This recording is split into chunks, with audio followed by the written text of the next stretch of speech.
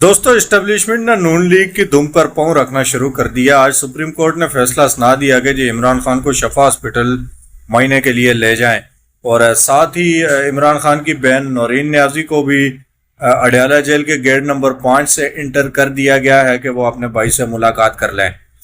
تو یہ جو خبریں یہ نون لیگ کے لیے بڑے پریشان کن ہیں۔ آپ نے گزشتہ دنوں سنا تھا جب محسن نقوی نے کہا تھا کہ یہ سسٹم کولیپس کر چکا ہے، تو اس کے بعد ویسے ہی نون لیگ کے کان کھڑے ہو گئے تھے۔ اور دوسری بات یہ ہے کہ نون لیگ نے تقریباً سمجھ لیں کہ کشمیر میں حکومت بنا ہی لی ہے، تو جو کشمیر میں حکومت بناتی ہے پارٹی تو اس کا پاکستان سے پتہ کاٹ دیا جاتا ہے۔ یہ ہم نے گزشتہ کافی عرصے سے دیکھا ہے۔ اور تیسری اور اہم بات یہ ہے کہ جی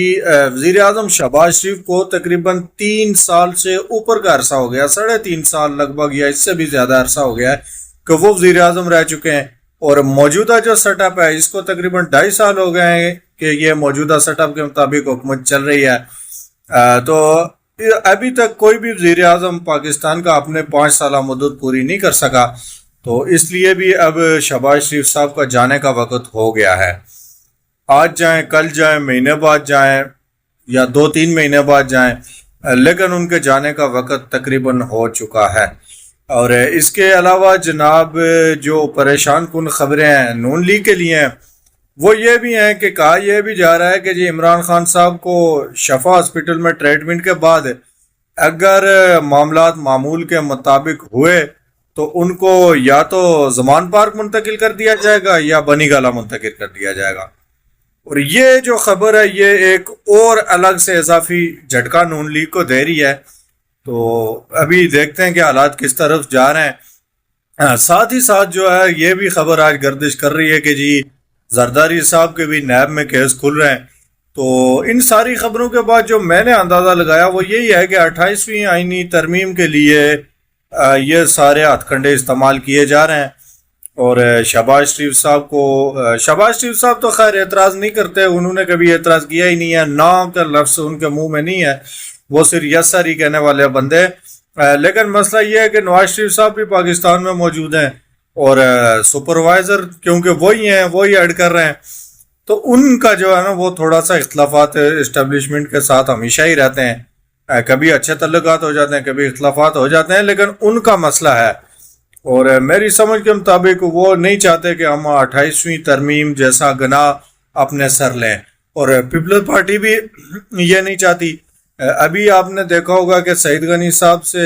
پوچھا گیا تھی یہ نئے صوبوں کے بارے میں، تو انہوں نے کہا کہ نئے صوبے بنانا سیاستدانوں کا کام ہے، پارلیمنٹ کا کام ہے، D G I S P R کا یہ کام نہیں ہے کہ وہ اس پر بات کریں یا کوئی نئے صوبوں کے بارے میں وہ کوئی پالیسی بنائے۔ یہ پالیسی بنانا وفاق کا کام ہے، اور پیپلز پارٹی کیونکہ سب کو پتہ ہے کہ پیپلز پارٹی سندھ کو 2 حصوں میں تقسیم کسی صورت کرنے پر راضی نہیں ہو سکتی، بھلے پاکستان 2 ٹکڑے ہو جائے لیکن سندھ 2 ٹکڑے نہیں ہونا چاہیے، یہ پیپلز پارٹی کا منشور ہے۔ تو دیکھتے ہیں حالات کس طرح جا رہے ہیں، لیکن بہرحال خوشی کی خبر یہ ہے کہ عمران خان کو جیل میں پیش کیا جا رہا ہے، اور ساتھ ہی ساتھ غمی کی خبر یہ ہے کہ ہزاروں دلوں کی دھڑکن جناب شوکت نواز میر صاحب کو آج بھی عدالت میں پیش نہیں کیا گیا۔ اس کے علاوہ 188 اسیران جن کو اسلام آباد سے گرفتار کیا گیا تھا ان کو بھی آج عدالت پیش ہونا تھا، ان کا 14 روزہ ریمانڈ تھا، ریمانڈ آج مکمل ہو رہا تھا، آج ان کو عدالت پیش ہونا تھا، لیکن ان کو آج عدالت نہیں پیش کیا گیا، کہا جا رہا ہے کہ 2 دن بعد پیش کیا جائے گا۔ تو یہ ایک بڑی غم خبری ہے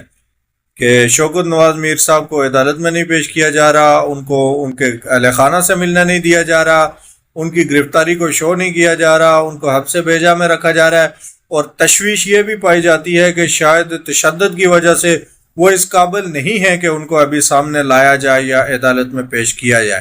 کیونکہ اگر ان پر تشدد زیادہ ہوا ہے ان کو عدالت میں پیش کیا جاتا ہے تو عدالت اس پہ برہمی کا اظہار کرے گی، اور ظاہر ہے جب عدالت میں جائیں گے تو وہاں میڈیا والے ہوتے ہیں، وکیل ہوتے ہیں، وہ ان کی تصویریں بنائیں گے، پبلک کریں گے، ان کے حالات لوگوں کو بتائیں گے، تو حالات جو اوور ہال